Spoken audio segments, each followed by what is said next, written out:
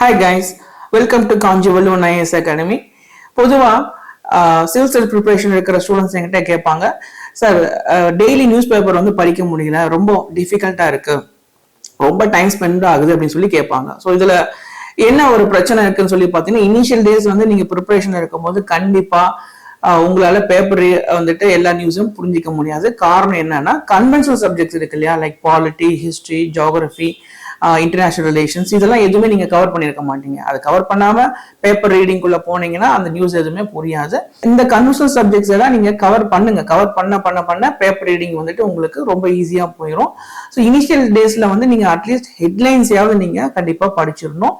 So that அந்த particular நியூஸ்ல நீங்க பார்த்த விஷயங்கள் கிளாஸ்ல வந்து கவர் ஆகும்போது உங்களுக்கு அது இன்ட்ரெஸ்டிங்கா இருக்கும், கனெக்ட் ஆகும், உங்களுடைய கிளாஸும் கனெக்ட் ஆகும். அதனால பேப்பர் ரீடிங் இனிஷியலா டிஃபிகல்ட்டா தான் இருக்கும். இது எல்லாரும் ஃபேஸ் பண்ற ப்ராப்ளம் தான்.